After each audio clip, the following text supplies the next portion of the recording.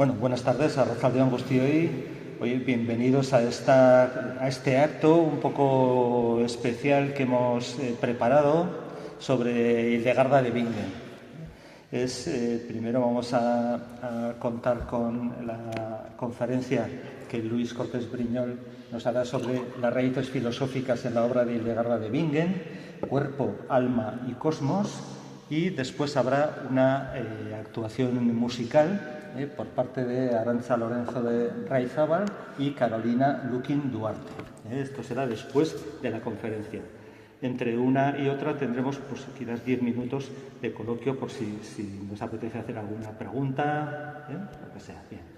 Y antes de presentar al conferenciante, sí que voy a hacer un pequeño recorrido por la vida de quién fue Hildegarda de Bingen, para aquellos que quizás no conozcan su obra, ¿no? Bueno, nos interesa mucho porque es un ser absolutamente extraordinario, una precursora que dejó huella en muchos ámbitos. El primero y más importante, sin duda, en el ámbito religioso, como fundadora de conventos femeninos independientes de los masculinos, como la primera mujer a la que un papa le permite hacer viajes de predicación, le permite predicar, pero sobre todo como una mística que cuenta su experiencia y enseña a partir de las visiones que Dios le transmite y recogerá en 3 libros. Esto hará que finalmente sea canonizada, pero eso no ocurrirá hasta el 2012. También en el ámbito de la religión, en el ámbito de la medicina, ya que además de publicar un libro, que luego se dividió en 2, sobre el funcionamiento corporal, describe el orgasmo femenino por primera vez, el funcionamiento del orgasmo femenino. En el ámbito de la música y la lírica, con una extensa obra, más de 70 composiciones, que se recoge en la compilación Sinfonía de la Armonía de las Revelaciones Celestiales y un auto sacramental. Luego oiremos alguna de estas canciones junto a otras de otros autores. En el ámbito artístico-plástico, por la riqueza y novedad de las ilustraciones y miniaturas de sus libros de visiones. Traía uno para proyectar. En el ámbito de la comunicación, creó una lengua propia, la lengua ignota, de la que solo se conservan fragmentos. En el ámbito social, con una larga correspondencia que mantuvo con personajes poderosos que le hacen consultas, entre ellos 2 emperadores, 2 reyes, 4 papas y el mismo Bernardo de Claraval, el fundador del Cister, con el que tiene cierta correspondencia. Y finalmente, en el terreno de la alimentación, donde le tienen gran devoción los bebedores de cerveza, ya que al proceso de fermentación de la bebida le añadió lúpulo, lo que hace que no se estropee tan rápidamente y que tenga ese toque amargo. Bien, ahora voy a decir unos pocos datos sobre su vida. Nace en 1098 y es la 10ª hija de un matrimonio de baja nobleza de la región de Maguncia. Desde el comienzo, los padres han decidido entregarla a la Iglesia como un diezmo. Es la 10ª y entonces, bueno, pues la 10ª para la Iglesia. Y morirá en 1179, por tanto a los 82 años, que es una vida larga para la época. Sus seguidores aseguraron que en el cielo hubo extraños fenómenos lumínicos cuando murió. Desde muy pequeña empieza a tener presagios, se adelanta a los hechos que luego ocurrirán o conoce cosas que suceden lejos. Y ella se sorprende de que los demás no lo vean también. Cuando de niña es consciente de que estas visiones se dirigen a ella, siente miedo y le crean un gran desasosiego porque no sabe si proceden de Dios o del demonio. Dice que estas visiones que la acompañarán toda la vida las tiene con los sentidos del hombre interior, que habría que entender como el alma, pero sin suspender la visión exterior. Es una característica que le diferencia de otros místicos que tienen visiones divinas, pero en estados especiales de conciencia. Es decir, suspenden la visión, la audición o los sentidos del cuerpo normales y entonces tienen esa visión mística. A los 8 años es entregada a la noble Jutta von Spanheim para ser educada en la escritura, religión y algo de música. Con 14 años ingresará junto a Jutta en el convento benedictino de Disibodenberg, en una celda construida junto al monasterio, y profesará como religiosa a los 15. La celda se convertirá en un pequeño convento femenino, ya que se irán sumando otras jóvenes nobles capaces de aportar una buena dote al monasterio. En el monasterio, debido a su gran curiosidad, se encargará de ayudar al médico, el monje Volmar, en el cuidado de los enfermos. La importancia de Volmar en su vida es muy grande, ya que no solo la instruirá en la medicina, parece que él había tenido contacto con la escuela de Salerno, sino que será su confidente y gran aliado, y la persona que realizará a su dictado las ilustraciones de su primer libro, Escipias. Tras la muerte de Jutta von Spangen en 1136, el abad del monasterio de Disibodenberg la nombra maestra del pequeño convento femenino que convivía junto al masculino. Pero bajo su autoridad el monasterio femenino se independizará totalmente del masculino y después fundará otro monasterio en el ámbito benedictino del Císter. Pero nos interesa conocer en qué consisten estas experiencias o episodios místicos que plasmó en alguna de sus obras, brevemente. En la experiencia mística, Dios elige, en el sentido de toma o esclaviza, a una persona con alguna característica particular a la que hace receptáculo de revelaciones sobre el alma, la divinidad y los misterios cristianos. Le da clarividencia y acceso a conocimientos, a la interpretación de las Escrituras y al mismo tiempo le impele a contarlo. Durante estas revelaciones la persona tiene un goce corporal inefable o al menos del que es difícil hablar. En 1141, con 43 años, tiene un episodio visionario intenso que ella misma cuenta así. Del cielo abierto vino a mí una luz de fuego deslumbrante. Vino a mí una luz de fuego deslumbrante.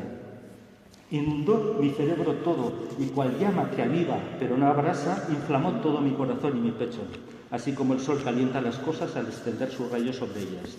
Y de pronto gocé del entendimiento de cuanto dicen las Escrituras, los Salmos, los Evangelios y todos los demás libros católicos del Antiguo y Nuevo Testamento, aún sin poseer la interpretación de las palabras de sus textos y sus divisiones silábicas, casos o tiempos.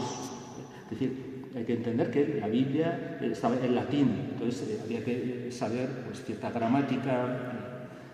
El problema grave que le sobreviene personalmente es que Dios no le da esta sabiduría gratis, sino que le obliga a contarlo, a que lo escriba. Y como ella se resiste, Dios le enferma y le tiene tendida en la cama con dolores hasta que finalmente accede a hacerlo.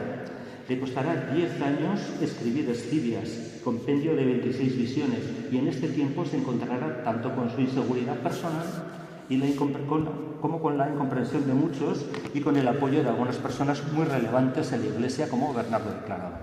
Posteriormente tendrá otros episodios visionarios muy fuertes que deberá escribir.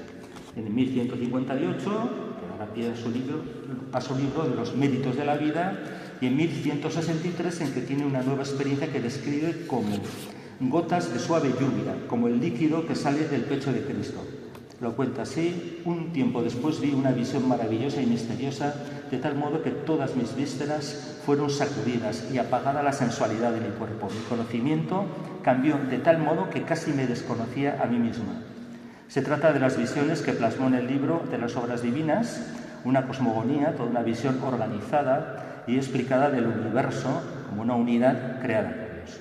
Su proceso visionario va desde las iniciales visiones más relacionadas con el libro del Apocalipsis, la ciudad de Dios, etc., hasta las relacionadas con el cantar de los cantares, ser esposa de Cristo. Ya al final de sus días, en 1175, preguntada por su experiencia mística, insiste en que las visiones y audiciones las percibe con los sentidos del alma, mientras los ojos exteriores o físicos están abiertos y sin estar en éxtasis. Y que es en el alma donde todo se produce, que en ese momento visionario cesa todo dolor, cualquier recuerdo doloroso, y se ve a ella misma como una niña, imagen del alma, y no como una mujer vieja. Bien, después de esta presentación, pues paso ya a presentar a la persona importante. Es Luis Cortés Briñol. Es escritor, profesor de filosofía, guionista de televisión y documentalista. Actualmente forma parte del equipo directivo de la UNED de Pamplona, centro universitario donde es el responsable de proyectos estratégicos e imparte clases. Filósofo y antropólogo de formación, se especializó en lógica matemática, historia de la ciencia y filosofía de la ciencia. Es diplomado en trabajo social, posgraduado en neuropsicología y máster en divulgación científica. Durante muchos años ha desarrollado su carrera como divulgador, colaborando en revistas como Muy Interesante o Muy Historia y programas de radio como A Ciencia Cierta. Actualmente podemos escucharlo en Serendipias, el programa de ciencia de la cadena SER, y también en Transmite la SER, donde habla de filosofía con el humorista Juan Carlos Ortega. Su faceta de guionista la sigue cultivando como colaborador en plataformas como Quantum Fracture, el canal de YouTube fundado por José Luis Crespo, uno de los canales de divulgación científica en español más grandes del mundo, con casi 4 millones de suscriptores. Es el creador, guionista y presentador del programa documental de televisión La Navaja de Ockham, estrenado en la 2 de televisión en 2019. En esta serie de documentales que pueden verse en Radio Televisión Play, analiza la realidad histórica y científica de las creencias en personajes míticos y mágicos, entre ellos las brujas, los vampiros, los hombres lobo o los chamanes. Ha trabajado como documentalista en diversos proyectos editoriales, como por ejemplo el libro de la periodista científica Rocío Vidal, Eureka, 50 descubrimientos científicos que cambiaron el mundo. En 2023 publicó el libro del ensayo filosófico Las pequeñas muertes de la vida, donde habla de las muertes metafóricas que experimentamos los seres humanos, desde la pérdida de la identidad personal hasta la muerte de los seres queridos o la muerte social. A través de pensamientos de filósofos y escritores de todos los tiempos y de su propia experiencia personal, reflexiona sobre nuestra mortalidad y nos invita a pensar en los finales como una forma de reafirmar nuestra existencia. Y le cedo la palabra. Sin más. Bueno, muchas gracias en primer lugar por aceptar nuestra invitación. Esto mejor lo quitas. Tienes que entrar en el... Sí, no. Vale.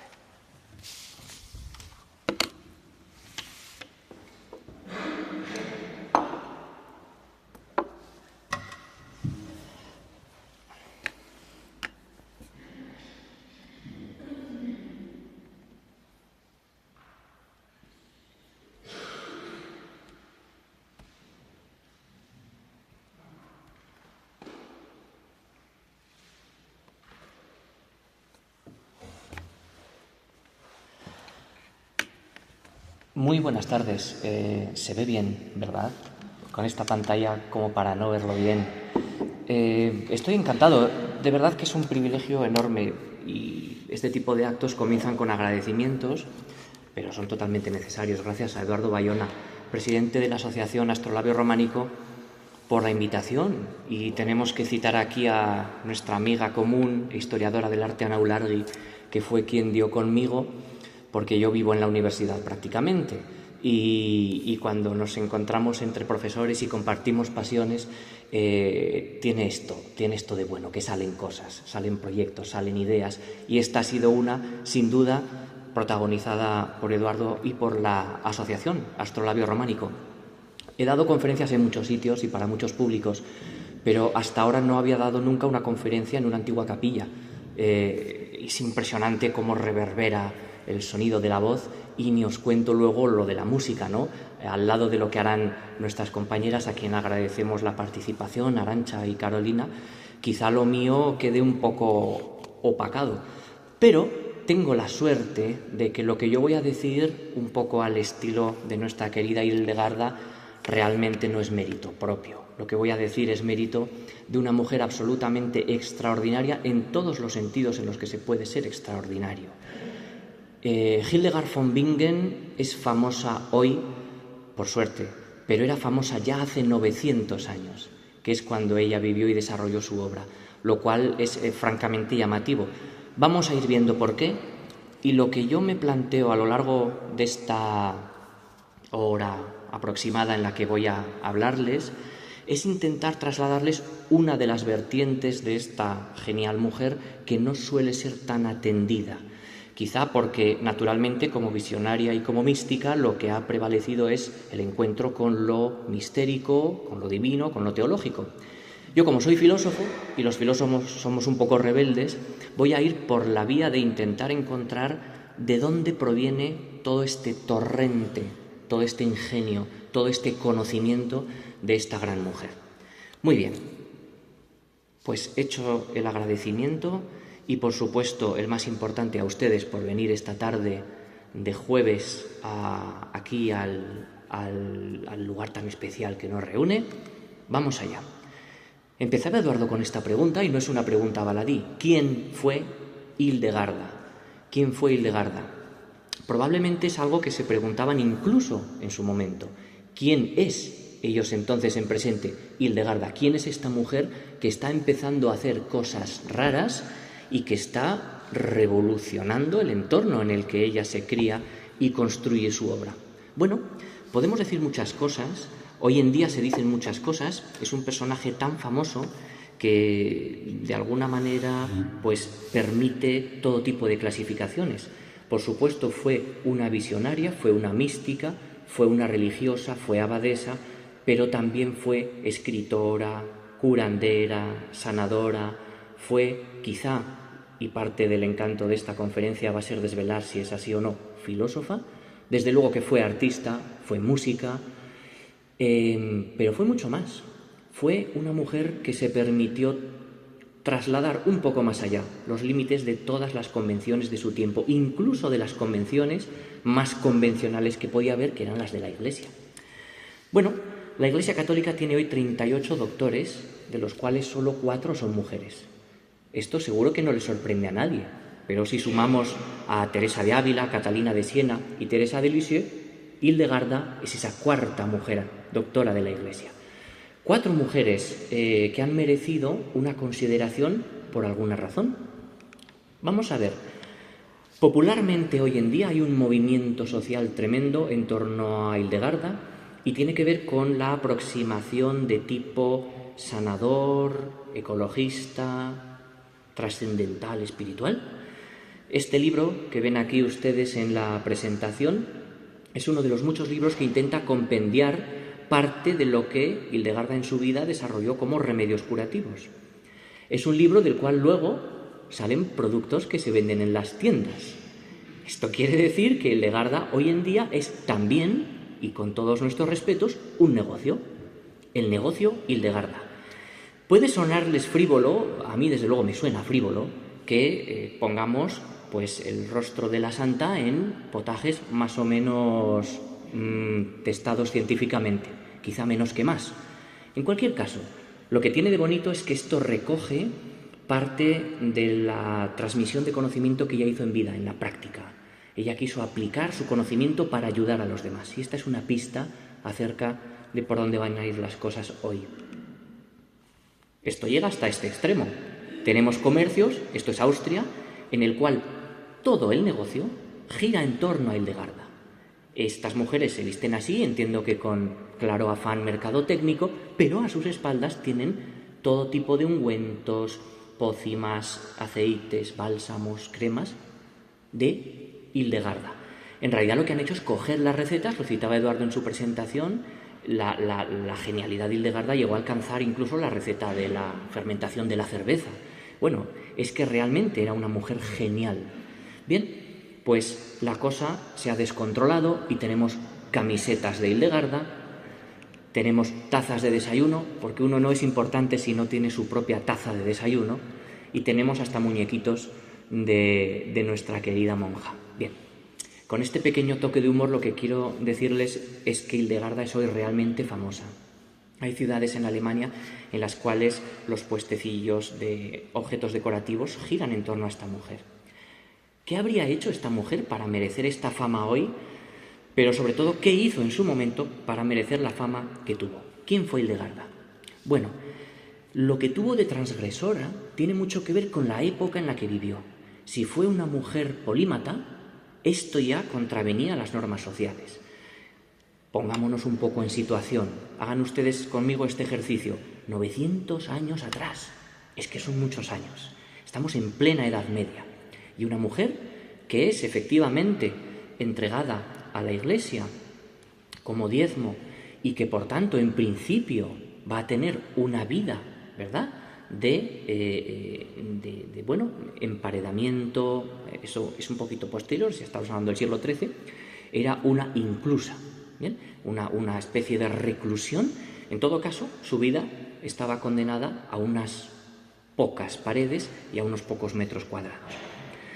¿Qué ocurre para que esta mujer, que aquí tenemos en el plano central, siendo una niña, termine, por tanto, en manos de la Iglesia, y quien le recibe y le da la mano es Judith von Sponheim, a quien ha citado Eduardo? ¿Por qué se le acoge en la Iglesia? Bueno, pues porque lo decide su familia. Ahora bien, esta niña ya era especial. No solamente es que fue la 10ª hija de una familia de la baja nobleza alemana, no, es que ella, luego lo relatará posteriormente, ya tuvo visiones, y esta palabra es muy importante hoy, ya tuvo visiones desde los 3 años, o al menos así lo refiere ella. Muy bien, Hildegarda tuvo la ocasión de viajar, cosa rara cuando su destino parecía vivir encerrada, pero empezó a viajar, a escribir, a despuntar y a destacar muy tarde. Ella narra, efectivamente, en uno de sus primeros libros profético-visionarios, el Scivias, como a la edad de 42 años y 7 meses, era una fecha muy marcada, y esta mujer tenía una gran memoria, se le produce una revelación que, a diferencia de otras experiencias que sí tenían ya por aquellos entonces y desde antes otras personas célebres, las experiencias extáticas, los éxtasis, ella en cambio se encuentra con que, en plena consciencia, en vigilia, sin estar afectada en principio por el sueño, por los fármacos o por la enfermedad, tiene una visión que ve, lo veremos luego, no con los ojos del cuerpo, sino con los ojos del alma, con los ojos interiores. Se hace, por tanto, eco de una tradición mística, pero al mismo tiempo innova y reproduce todo eso que ella va elaborando desde pequeñita en su interior, pero de una forma magistral. Cuando se dan cuenta en su entorno, la primera es probablemente Jutta, porque era quien fue su maestra, era quien le traslada los primeros conocimientos, entre otros los de la lengua latina. Fue Jutta la que empezó a observar cómo esa criatura no era normal. Luego nos dirá Hildegarda: bueno, yo realmente me avergonzaba de estas visiones. Claro, entendía que no era algo propio y que por tanto debía ocultar. Bueno, en el momento en el cual Hildegarda tiene una visión ya tremendamente poderosa, era un secreto a voces en su pequeña comunidad que estaba pasando algo. Esto poco a poco va trasladándose, y cuando se produce el momento en el cual ella consigue la confianza de uno de los escribas, ¿verdad?, todo cambia para siempre. Empieza poco a poco a correrse la voz de que las visiones no solamente son muchas, sino que son fecundas, son vívidas, son precisas y apuntan a objetivos que en principio una pobre mujer, ella se definirá así a lo largo de su vida, no tendría la ocasión de haber podido aprender de los grandes padres de la Iglesia. Tengamos en cuenta que ella no se forma al uso en las escuelas escolásticas como sí hacían los hombres, los varones. Ella adquiere sus primeros conocimientos de su maestra y luego, y esto va a ser muy importante, de su propia experiencia, de sus propias vivencias. Por supuesto, de las visiones. Bien, en el momento en el cual la cosa queda desatada y sus visiones son tantas y tan potentes, empiezan poco a poco a escalar la jerarquía y van teniendo noción de ella abades, emperadores, gentes de dinero, alta nobleza, y de una forma que la historia ha reflejado ya en algunas excelentes películas, termina llegando a oídos del Papa. Cuando el Papa se da cuenta de lo que está pasando, manda a 2 personas a que investiguen el caso y concluyen que las visiones son verídicas, que son reales y que están ante un fenómeno verdaderamente milagroso. Eso permite a Hildegarda empezar a componer una obra, no sin ciertas salvedades porque seguía siendo una mujer, una obra que ha sido de lo más afinado, cuantioso y perfectamente encadenado que tenemos en la Edad Media. Desde luego es la obra más grande de una mujer en esta época. Aquí tienen las obras teológicas y místicas que ha citado ya Eduardo. Scivias conoce los caminos de Dios. El Liber Vitae Meritorum, libro de los méritos de la vida. No vamos a señalar los años y las fechas exactas porque lo que nos interesa son las ideas que ella manejaba. Y un tercer libro, el Liber Divinorum Operum, el libro de las obras divinas, que va a ser especialmente importante en lo que les voy a contar. Pero es que no se quedó ahí. No se quedó en la parte teológico, místico, visionario, religiosa, sino que entró de lleno en algo que con ciertos conflictos, como veremos luego, se había llamado hasta entonces y desde Aristóteles filosofía de la naturaleza. La obra física que ella destina en un primer momento a un público más o menos restringido era un libro de historia natural, pero digamos para un público ya mínimamente docto.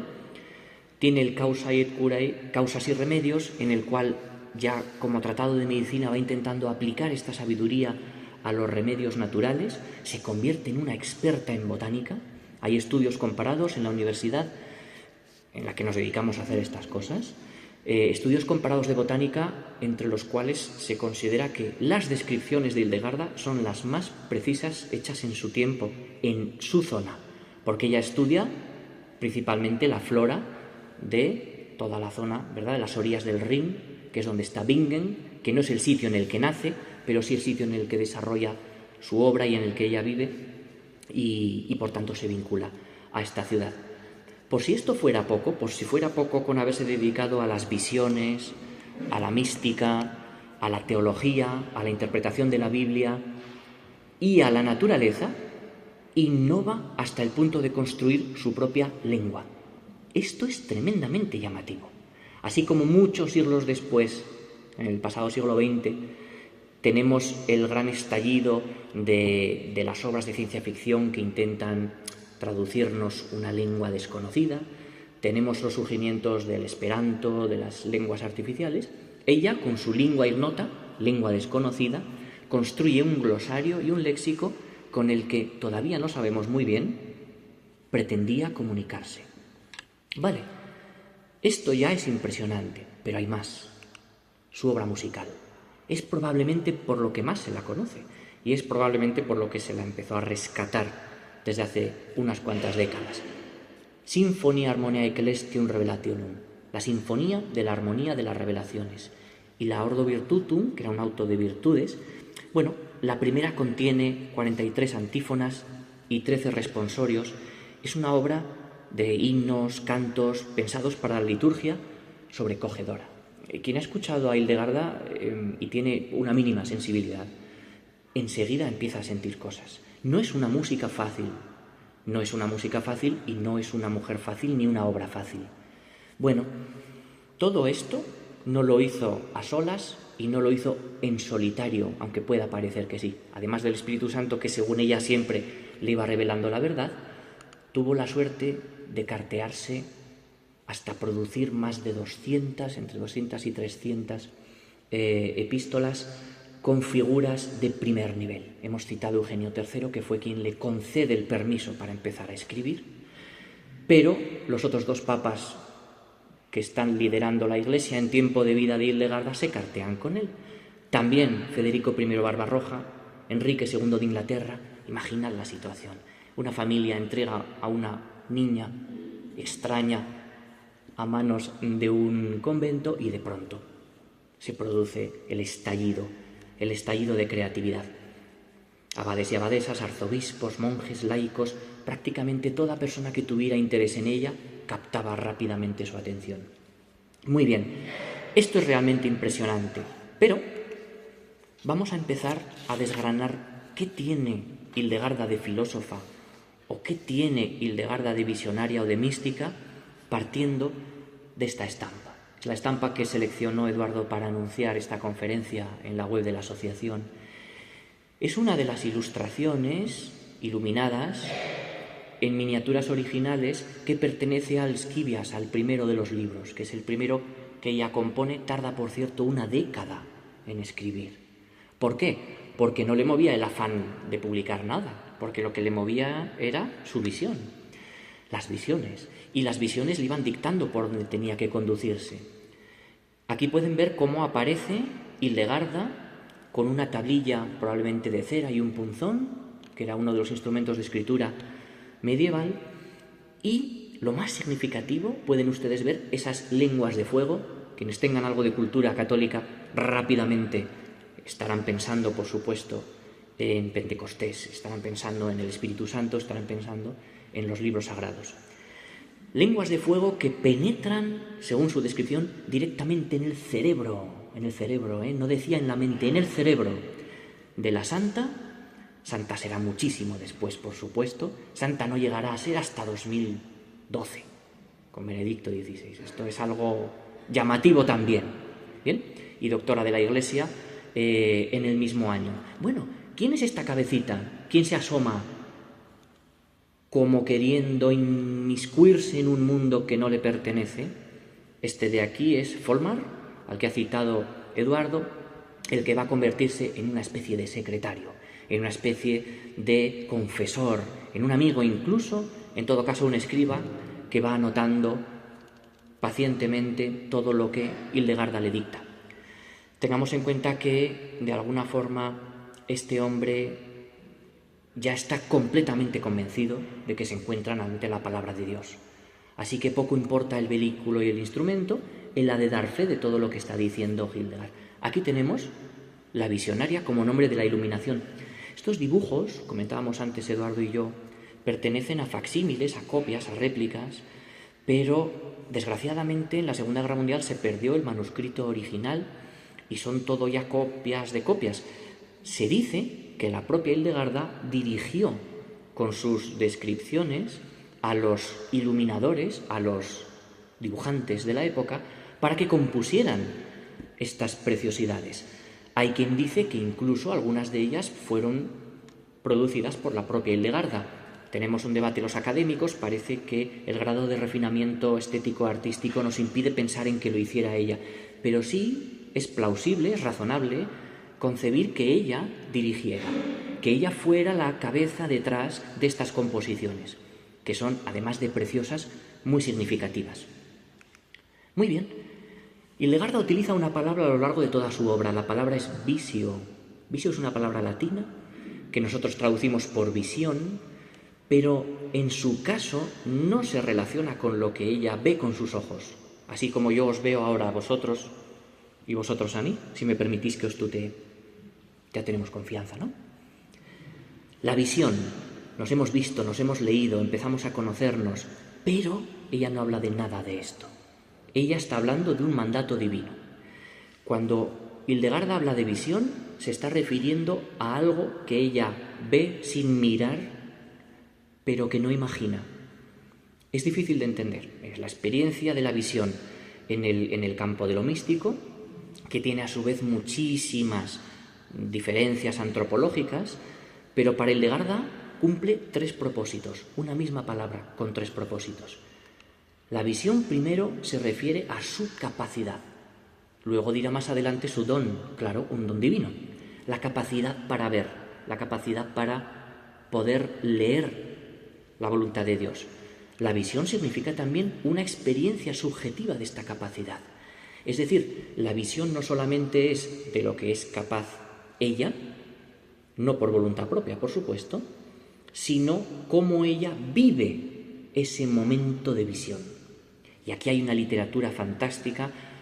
Ella tiene una forma de narrar que es exquisita, cómo cuenta las visiones que estaba haciendo en ese momento, cómo tiene colocado el cuerpo, hacia dónde mira, si está o no está en calma. Es decir, ella se refiere a una experiencia subjetiva de visión que va a tener que ver con el tercero de los puntos, el contenido de la visión. ¿Qué es lo que ve? ¿Qué es lo que ve y que luego va a trasladar a sus escribas?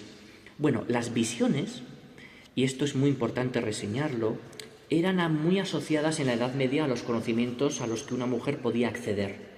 Dicho de otra forma, y esto es un poco duro todavía de reconocer, pero las visiones que ella vuelca en las iluminaciones se consideraban cosa de mujeres locas, si me permiten la expresión. Y claro, la lucha que ella tuvo que hacer para enfrentarse a la mentalidad de la época era también la lucha que ella tuvo que hacer para que las visiones fueran tomadas en serio y no como una experiencia psicológica real que ella tuvo, pero producto de cualquier, en fin, desparrame psiquiátrico, podríamos decir así. Hoy en día, por supuesto, hay teorías que intentan explicar esto sin recurrir a la fe, naturalmente. Hoy en día, 900 años después, hay quien plantea que las visiones son producto de distintas configuraciones psicológicas y de una gran sensibilidad.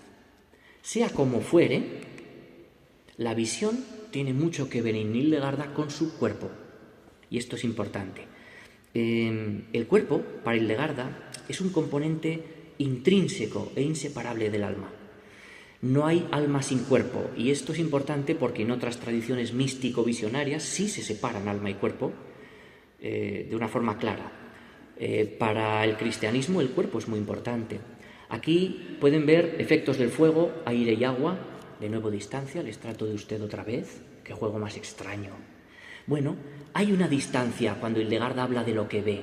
Sería como si ella llamara de usted a esas cosas. Y luego hay un tú cuando ella habla a Volmar, cuando ella dicta, cuando ella dice, a mí me ha pasado esto, amigo, querida amiga, y no sé muy bien qué hacer con ello, ¿no? Efectos del fuego, aire y agua. No sé si lo aprecian, pero aparece una parte de verdor, a la izquierda arriba, sí, creo que se ve suficientemente bien, una parte verde, una parte marrón, una parte roja, una parte azul. ¿De qué está hablando aquí Hildegarda? Está hablando de elementos, está hablando de lo natural, pero está hablando también del soplo, del círculo, de lo divino, de lo mágico y del espíritu. Ella está en la miniatura pequeñita, a la izquierda, abajo, mirando hacia arriba, que es como es representada muchas veces cuando tiene sus visiones, con los ojos abiertos, nada de un trance chamánico como puede ocurrir en otras contexturas culturales. Ella mira y ve, pero después tiene que interpretar. Muy bien, ¿y qué interpreta? La teoría de los humores es la teoría del equilibrio entre sustancias. Es una teoría antigua que probablemente le llega como raíz filosófica a Hildegarda a través de la propia sabiduría popular, que termina convergiendo en los conventos y monasterios por una razón de necesidad. Muchas veces nos planteamos los académicos, ¿y por qué pensaban estas cosas tan extrañas? Bueno, a veces era sencillamente porque les resultaba útil. Todo el aparataje de remedios naturales tiene que ver con que los médicos y curanderos eran caros de ver y había que arreglárselas.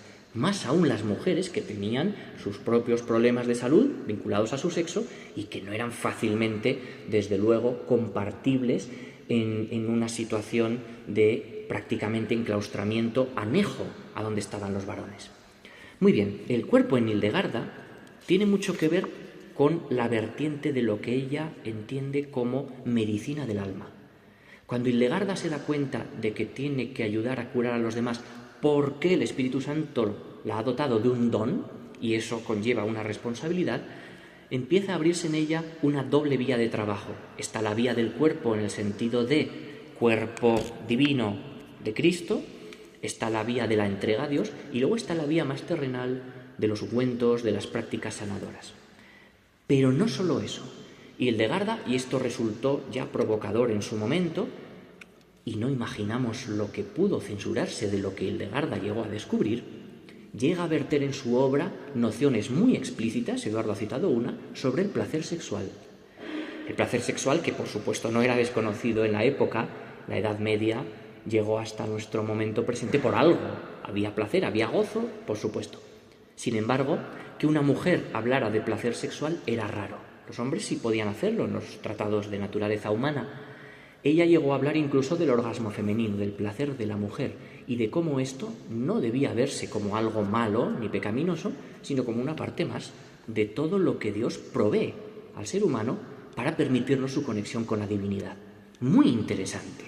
Si a esto le sumamos que ella luego insistió a través de sus cartas con una inteligencia formidable en cómo era humilde, pero a la vez, como hablaba en nombre de Dios, debía ser escuchada, era un imperativo. Ella juega un papel fundamental para la reivindicación de que otras mujeres puedan irse a predicar, cosa que era no tan rara como nos parecía al principio, pero sin duda no muy común. Bien, cuando la creación humana se va desarrollando a lo largo del relato bíblico, tiene en juego aquí la Biblia un elemento fundamental, que es la noción de armonía. Es decir, la armonía era algo que el ser humano había alterado, adulterado. Por supuesto, el pecado original es una clara adulteración de una situación primigenia, anterior al desarrollo humano, de armonía. Esta noción de armonía está aquí reflejada en esta iluminación porque vemos esas 4 partes, esas 4 secciones que podemos interpretar como 4 humores, que podemos interpretar como 4 planos, han de estar compensados. El ser humano es ya una anomalía, así lo entiende el libro del Génesis y así lo entiende la propia Hildegarda. Vale, pero fijaos qué interesante, vuelvo a trataros de tú, y ya definitivamente lo haré así a lo largo de la composición, porque vamos a hablar con la persona, vamos a hablar con Hildegarda, con la mujer. Ella nos dice lo siguiente, Liber Divinorum Operum. Leamos juntos. El hombre se encuentra en un cruce de 4 caminos. ¿Veis? El 4 vuelve a aparecer, era un número además sagrado. Constituidos por las preocupaciones seculares que les presentan múltiples tentaciones. La cabeza del leopardo le recuerda el temor de Dios. La cabeza del lobo, los castigos infernales. La cabeza del león, el miedo al juicio divino. La cabeza del oso, la infinita tormenta de angustias que atormentan su cuerpo. Interesantísimo. Aquí aparecen los animales. En la parte de arriba tenemos al oso, al lobo, lo podréis ver más o menos en el vértice. Abajo tenemos el cangrejo, aparece el ciervo. Bueno, son distintos animales que ella ve, es decir, que ella ve en su visión y que nos permiten hablar precisamente de la relación entre lo animal y lo humano, lo divino y lo corporal, lo que hoy llamamos biológico y lo trascendental. Bueno, en esta obra, el Liber Divinorum Operum, todos somos una obra de Dios. Lo es ella, pero lo son los ciervos, es el mar, son los árboles, las tormentas. Es decir, todos como obra de Dios respondemos a un plan divino. Pero fijaos, la última frase de este texto es importante. La infinita tormenta de angustias que atormentan su cuerpo. El cuerpo para ella es muy importante porque fue una mujer de salud muy frágil desde muy niña. No sabemos exactamente qué enfermedad padeció.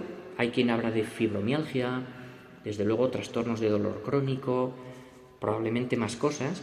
Fue una mujer de salud quebradiza y a pesar de eso vivió 81 años, no llegó a cumplir 82, pero estuvo cerca. Era mucha edad para una mujer en esa época. Esta salud quebradiza, ella la vincula también a las visiones. Es decir, mi cuerpo me está indicando que debo compartir lo que veo. Es decir, la composición que ella hace en su cabeza es: estoy enferma porque todo este mensaje interior lo estoy guardando de forma egoísta solo para mí. Claro, en el momento en el cual ella recibe el permiso papal y empieza a escribir, y hoy diríamos a publicar, entonces las visiones se siguen produciendo, el cuerpo le sigue fallando, pero ella encuentra un bienestar, una paz, un sosiego que no puede explicar de una forma natural. Vale, esta parte, que es la del cuerpo, va a vincularse pronto con lo que ella llama viriditas, el verdor o el reverdecimiento o el enverdecer. La viriditas va a vincular la primera palabra que tenía nuestro pequeño glosario cuerpo, alma, cosmos, con el alma. ¿Bien? El alma. Aquí vemos otra ilustración, la columna de la palabra de Dios. Esta ilustración es importante porque el principio vital y espejo del cuerpo es para Hildegarda del alma, pero sucede que el alma del ser humano, el alma del hombre, el alma de la mujer, está viciado. Fijaos en que aparece una especie de escalera por la cual hay unos hombrecillos que van subiendo y arriba tenemos de nuevo una figura medio vegetal, medio ígnea, medio animal, ¿sí? Con el ave, con el espíritu encabezando esta columna. El alma, para Hildegarda, es por supuesto vehículo, pero también es principio vital. ¿Por qué? Porque como es un espejo, el alma realmente lo que está reflejándonos es la imagen de Dios. Es decir, Aquí lo que está haciendo Hildegarda es ya una filosofía teológica del alma que conecta cuerpo con Dios. Porque los cuerpos sin alma no pueden conectar con Dios. Entonces, ella tiene que articular a través del alma las facultades interiores, lo que llama sentidos interiores. Cuando ella dice veo con el ojo interior, ese es el ojo del alma. Naturalmente no es el ojo del cuerpo. ¿Y por qué? Porque si alguien hubiera estado a su lado no habría visto lo que ella ve. Es una experiencia claramente subjetiva. Pero el alma, que es don divino por supuesto, también tiene la facultad de permitirnos dos cosas. Primero, entender y segundo, elegir. Es decir, el alma es donde reside la capacidad de la voluntad. ¿Entender qué? Entender que estamos aquí en el mundo llamados a algo. Entender que no podemos limitarnos a repetir lo que otros hacen. ¿Veis aquí la transgresión de nuevo? Repetir el rol que tiene la mujer, repetir las instrucciones, incluso las reglas benedictinas que ella supo memorizar perfectamente como buena niña superdotada que fue. Hay algo más, estamos llamados a algo más. Y ese algo más es sin duda la capacidad de interactuar con la creación. Es decir, lo que interactúa entre el cuerpo, que es obra de Dios, y el mismo Dios, es el alma, es el vehículo divino. La visión de Hildegarda sobre el alma es holística y esto la distingue de otras mujeres y hombres de su época. Por aquellos entonces ya empezaba a construirse el origen de lo que luego sería una filosofía muchísimo más centrada en la dialéctica y en la transmisión de saberes escolásticos. Ella no tuvo acceso a ese tipo de conocimientos, no se avergüenza de ello, es más, ella reconoce con orgullo soy una pobrecita figura, una pobrecita mujer, pero es una pobrecita mujer que paradójicamente ha recibido el mayor regalo que alguien puede recibir, que es una comunicación directa con lo que Dios le tiene que decir. Y esto nos lleva a la siguiente cita. Fijaos, esta viene del Liber Vitae Meritorum, los méritos de la vida, es decir, aquello que hay que hacer porque estamos llamados a hacerlo. Fijaos qué interesante. Leo con vosotros. Aunque el ser humano parezca una montaña debido a su ciencia, ya que ésta se eleva en excelencia a continuación de la de Dios, ningún ser humano ve la cima de la montaña, ni siquiera su parte más elevada, que es la ciencia de Dios. Nadie puede subir allí ni podrá conocer sus arcanos, sus misterios, tampoco aquellos que se sitúen en su mirada. ¿Qué veis aquí? Porque yo cuando empecé a interesarme por la figura de Hildegarda, hace ya muchos años, fascinado como vosotros, si no lo estabais ya, espero que lo estéis un poquito más al acabar esta conferencia, lo que nos está diciendo Hildegarda es, cuidado con la soberbia, cuidado con la vanidad. Es decir, la ciencia del hombre, bien, entendemos aquí varón y mujer, la ciencia del hombre es un producto maligno, llega a decir ella en algún momento, porque se está desviando de la scientia Dei, de la ciencia de Dios. ¿Y cuál es la ciencia de Dios? Aquella que nos permite hablar del origen del cosmos dentro de un plan divino y aquella que nos permite articular todo nuestro sentido y nuestro ser hacia esa comunión con Dios y no hacia la desviación de Dios. Vale, esto ya es filosofía. Hildegarda no estaba haciendo la filosofía que se esperaba en su tiempo. Hildegarda no estaba haciendo escolástica, desde luego que no estaba haciendo lectio, que era como se comunicaban los escolastas, ¿verdad?, de la época. Ella está haciendo filosofía, pero a la inversa. Ella está poniendo la teología primero y la filosofía después. Es decir, la filosofía será un acercamiento desviado y deformado de la naturaleza que nos acercará un poco más a la verdadera ciencia, a la única que nos importa, que es la ciencia de Dios. Y esto, naturalmente, nos lleva al cosmos. Tenemos el cuerpo, que nos permite conectar, por un lado, con las experiencias sensibles, que nos permite sentir en la carne, y hablará mucho de la carne, porque la carne nos permite vivificarnos y la carne nos permite reconciliarnos. Jutta von Speuhem era muy partidaria de los cilicios y de castigarse físicamente. Hildegarda no. Hildegarda hace aquí algo tremendamente visionario ahora en este otro sentido nuestro. Tenemos que cuidar el cuerpo porque es obra de Dios. ¿Qué es esto de castigarse? Lo llega a decir en alguna de sus cartas. ¿Qué es esto de hacerse sangrar y debilitar la fuerza del alma? Porque alma y cuerpo hemos dicho que están juntas. Por tanto, debilitar la fuerza del alma me va a hacer menos capaz de comunicarme con Dios. ¿Por qué tendría yo que estar castigándome? Hildegarda promueve una filosofía del cuidado de sí, como habrían hecho mucho antes los estoicos griegos. Bueno, aquí nos plantea en este huevo cósmico, que seguramente a alguien le recuerde a alguna otra cosa. Vamos a verlo ahora. Un huevo cósmico cuya iluminación se titula el macrocosmos, ¿bien? Que tiene mucho que ver con el cuerpo, decíamos, paso 1, que nos va a llevar a través del alma, paso 2, pero que termina en el cosmos.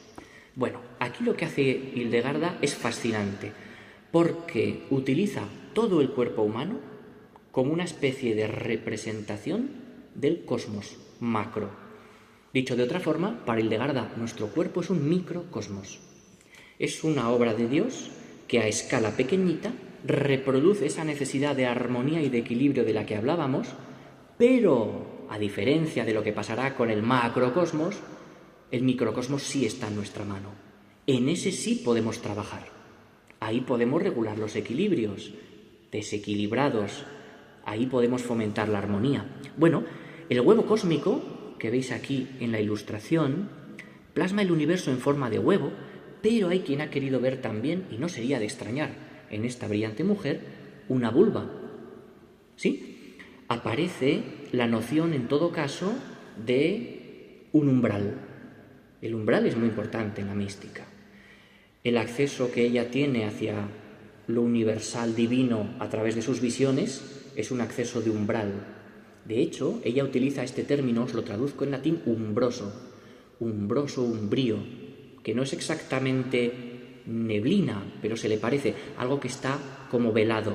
Bueno, aquí tenemos un acceso al todo, a la creación, que radica en cada una de las partes del cosmos, pero por supuesto, si interpretamos una vulva, también hay un umbral y un acceso a la vida y a la creación ¿de qué? De un nuevo ser humano, naturalmente.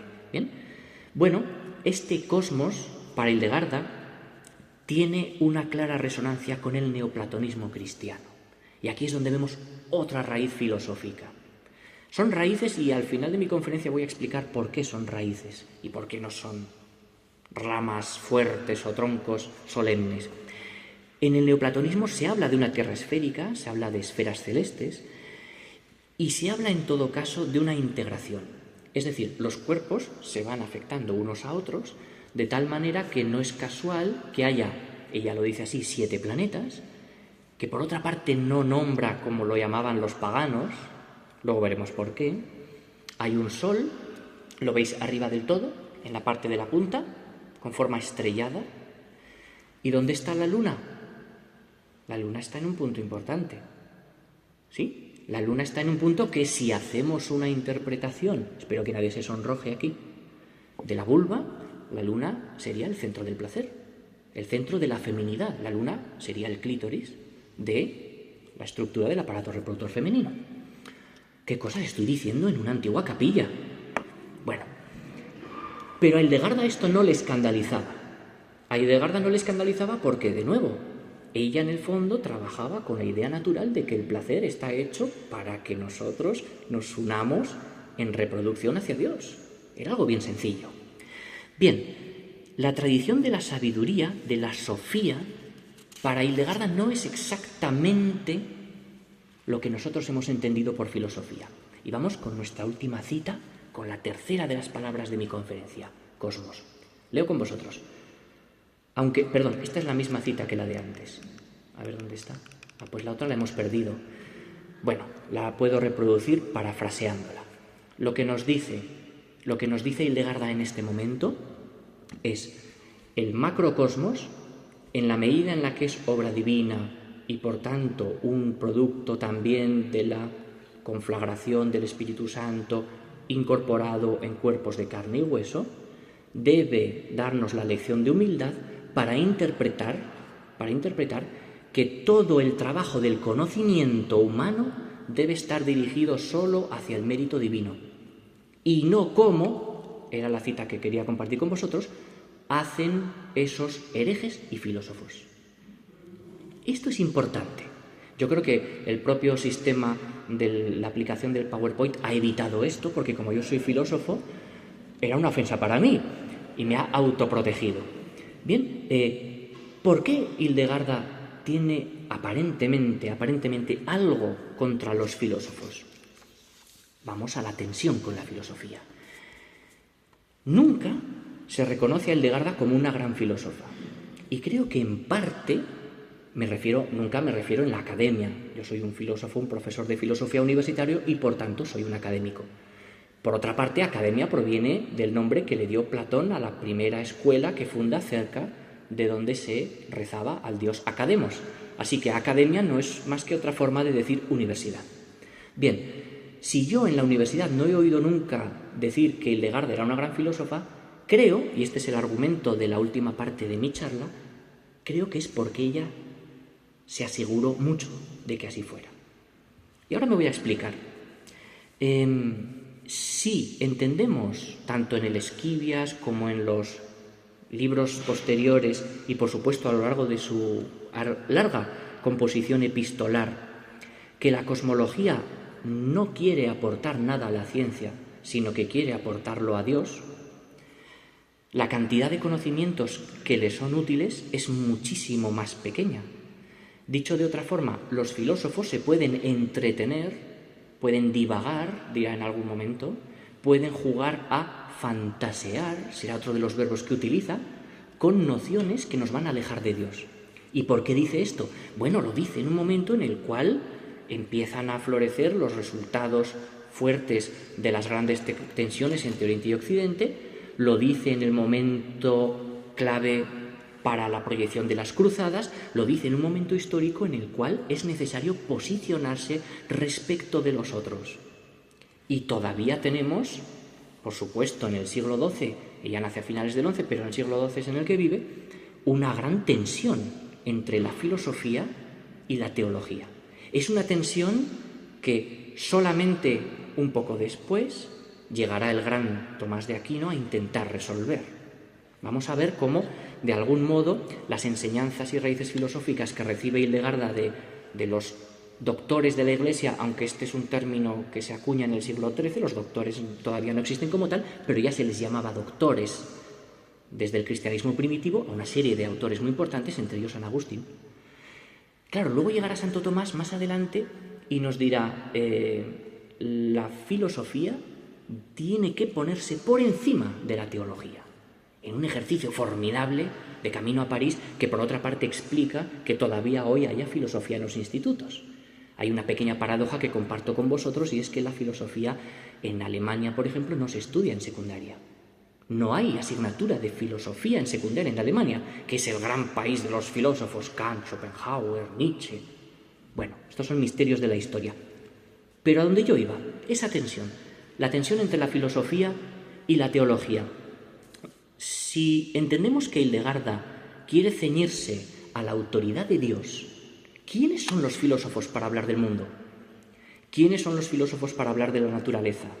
Son unos engreídos, son unos blasfemos, son gente vanidosa. Bueno, en segundo lugar, el reto más difícil es la exégesis, la interpretación de las visiones. Si ella no es quien interpreta sus visiones, sino que las interpreta un filósofo que no las ha vivido, estamos falsificando el mensaje divino. Y en tercer lugar, ella principalmente, para poder seguir la norma benedictina, se remite a la Biblia.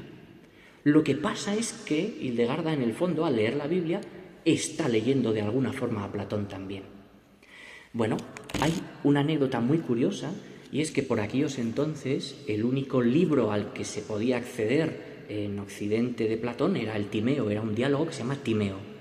Los otros estaban perdidos, no estaban volcados al latín, tardarán todavía un tiempo en traducirse. Bueno, pues en el Timeo aparecen unas referencias al dominio y aparecen unas referencias al cuidado de sí muy interesantes, que después los estoicos, que se van generando las primeras escuelas coetáneamente con la Atenas clásica, recogerán a lo largo de 1000 años. Claro que Hildegarda tuvo que verse, me imagino yo, en un tremendo aprieto, toda vez que Bernardo de Claraval, el monje cisterciense francés, profesaba una actitud claramente antiintelectualista. Es decir, para Claraval la curiosidad de los filósofos era pecado. Eran demasiado curiosos. Se hacían preguntas que no eran las preguntas importantes que ya se había hecho, por supuesto, Pablo de Tarso, que ya se habían formulado en la Biblia.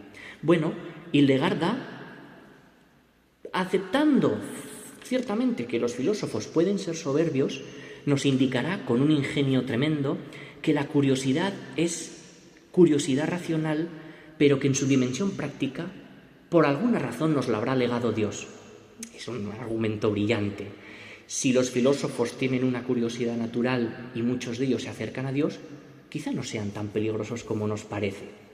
Bueno, la última referencia filosófica de las pocas que hay en la obra de Hildegarda, porque prácticamente no cita ningún filósofo, parece provenirnos de una de las obras de Cicerón, El sueño de Escipión, que fue alguien que empezó a utilizar la fábula para contar cosas. Y aquí es donde yo voy a ser un poco provocador. Igual Hildegarda, siendo consciente de que necesitaba que la creyeran y la tomaran en serio, utilizó el recurso de la alegoría para interpretar sus visiones. Una alegoría que tenía, por supuesto, raíces filosóficas, pero que en última instancia chocaba, desde luego, con lo que se esperaba de una monja, en femenino. Benito de Nursia es uno de los poquísimos autores que menciona en más de una ocasión como fuente de la regla benedictina, por supuesto, pero ese sueño de Escipión, ese Lucano que aparece mencionado, Lucano era, no en vano, el sobrino de Séneca, y Lucano es conocido por Hildegarda. Esto nos indica que Hildegarda probablemente llegó a conocer a los estoicos. Y ahora sí lo entiendo. Años después, cuando di con esta clave a través de una investigadora, dije, tiene todo el sentido del mundo. Porque ¿de qué nos hablaban los estoicos?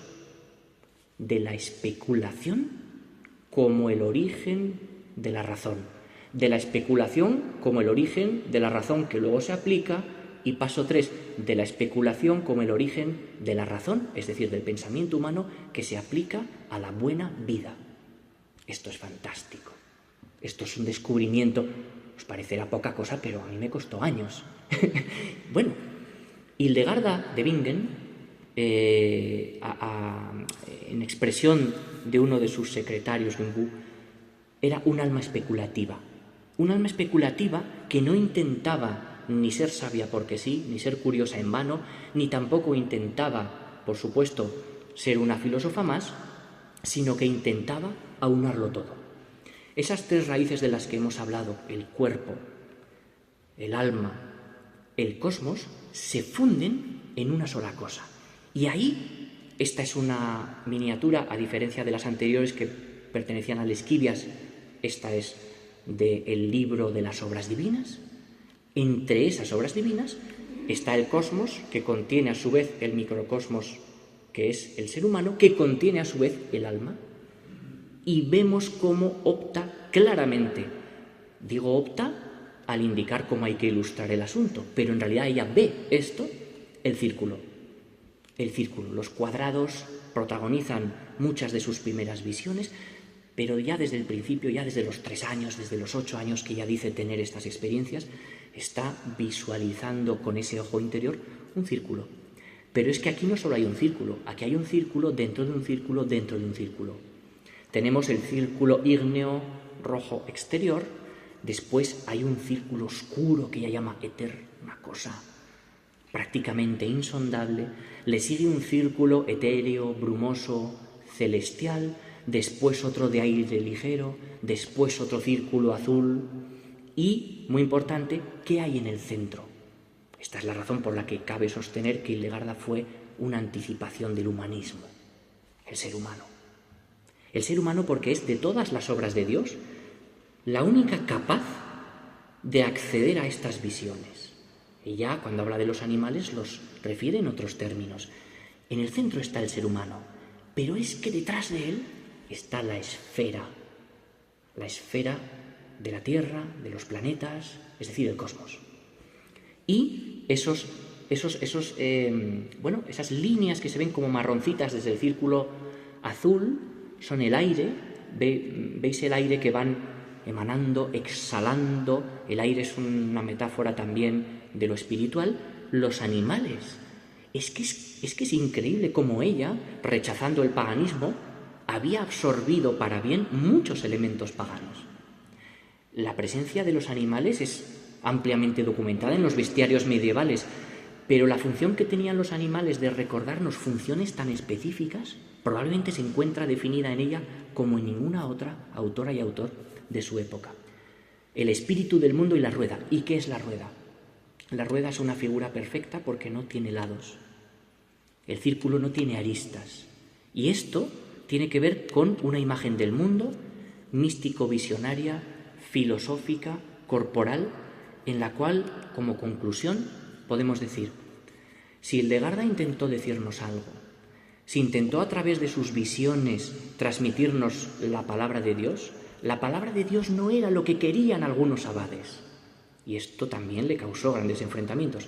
La palabra de Dios era, aceptemos nuestro cuerpo, cuidémoslo, cuidemos a los demás. Aquí hay una anticipación de la misericordia institucionalizada, de la ayuda, del hermanamiento, de la hermandad. Cuidemos el cuerpo, cuidemos a los demás, cuidemos el alma, porque sin alma no hay vehículo y el alma se puede pervertir, se puede malversar, y cuidémoslo porque en el fondo nosotros, ella no lo dijo exactamente así, somos también un poco Dios. Esto, el panteísmo, era lo propio de los paganos, era lo propio que ella en principio rechaza firmemente, pero sin embargo y de forma paradójica está incorporado en su obra. ¿Y qué podemos decir para terminar? Pues algo muy bonito. El alma especulativa, los discursos de los temas que a ella le ocupaban, las prisas por el vivir, la imagen del ser humano como competidor en el fuego negro que castiga a los malvados tras el juicio final, tiene esperanza. Tiene esperanza. El gran legado de Hildegarda es la esperanza está en que todos nosotros, como microcosmos que representamos la totalidad del universo, somos capaces de ¿qué? De continuar bien de forma deformada, un poquito, en pequeño, como humanos falibles, pequeños, mujeres y hombres, con la gran obra de la creación, que es en el fondo el sentido del mundo. Muchas gracias.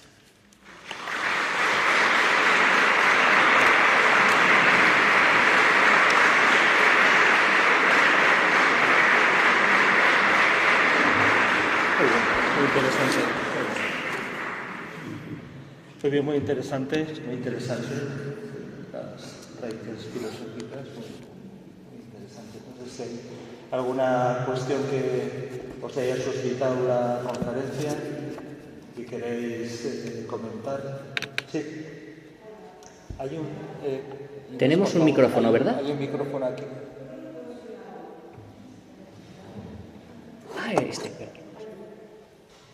Para que te oigan mejor, porque...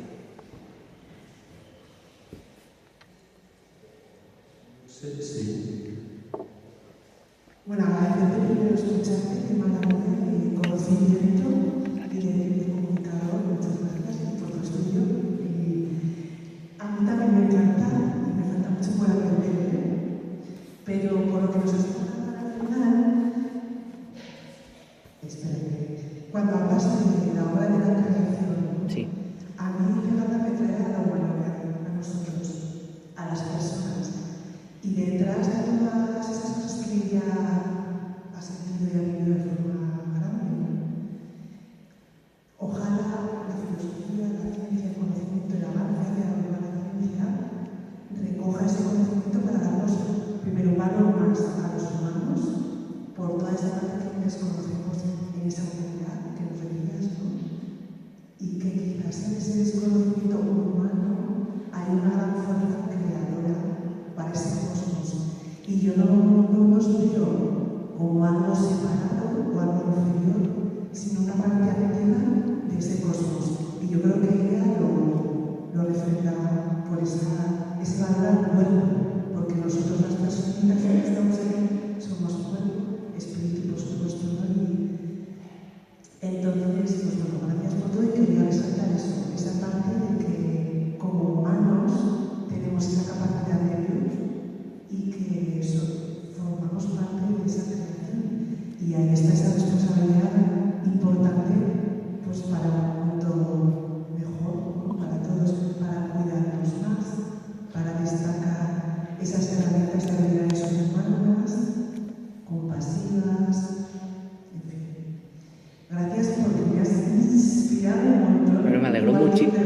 no he sido yo, ha sido ella. Sí, sí. Gracias. Pues lo que podemos decir es que efectivamente, bueno, eres muy hildegardiana, si me permites que te tutee y me refiera así. Sí, porque una de las cosas que se nos suele olvidar es de que efectivamente la mística se entiende como alejada, como perteneciente a ese mundos oscuros, a ese otra dimensión, a ese otro plano. Y yo creo que una de las grandes virtudes de Hildegarda es que aterriza la mística. Es decir, es una mujer que ha sufrido enfermedad. Para empezar, es una mujer, quiero decir, hace 900 años. Es una mujer que además ha vivido solo con mujeres, es una mujer que ha tenido enfermedades desde muy pequeñita y es una mujer que se ha enfrentado a todo lo que una mujer se podía enfrentar, porque es que llegó a ser más famosa que los más famosos abades de su época. Fundó monasterios, predicó, llevó a su grupo de monjas, bueno, no se movió mucho, pero más o menos 50 kilómetros en Alemania, eso era muchísimo. Y de alguna forma lo que ella siempre decía es que sin el cuerpo no podemos enverdecer nuestro camino hacia Dios, ¿no? De ahí eso de la viriditas, el verdor es una expresión constante. Y en esto del cuerpo es que ella es muy estoica, efectivamente. El estoicismo habla del cuerpo como un templo. Si no respetamos el orden del cuerpo, estamos desajustados para poder entender nada. Esto hoy en día, ¿cómo lo podemos aplicar, vosotras y vosotros? Pues si no está uno en armonía interna y en paz consigo mismo, no va a entender nada de lo que le digan, por mucho que el Espíritu Santo se le quiera revelar. Es más, ella dice, estas llamadas no ocurren solo a otras personas y a mí, ocurren a todos, pero hay que saber verlas. Muy bien, una pregunta. Sí. Hay un micrófono, Sí. Gracias, si no aquí no os oigo, por el templo reverbera. Si tenemos tiempo para esta pregunta, porque estaría esperando. Sí. Tenemos que mover la mesa. Tendríamos que empezar también a hablar los 900 años porque hay mujeres en la vida también, ¿no? ¿Perdón? Que también conocemos mujeres Sí. que a mí me recuerda mucho a María Zambrano, no sé Sí. qué te parece. Claro, bueno, es que María Zambrano la hemos tenido hace poco, podemos empezar también a explicar. la mística, al margen de que luego uno tenga fe personal en Dios o no, es un terreno fascinante de estudio. Y efectivamente María Zambrano tenía un punto místico en la medida en que él, a través de la poesía, se acerca al misterio de la vida, claro. Muy bien, pues muchas gracias. A ti y a vosotros, Eduardo. Muy interesante, y vamos a preparar un poquito la sala ya para la actuación musical. Ahora vamos a sentir a Hildegarda, ¿verdad? Gracias. Muy bien.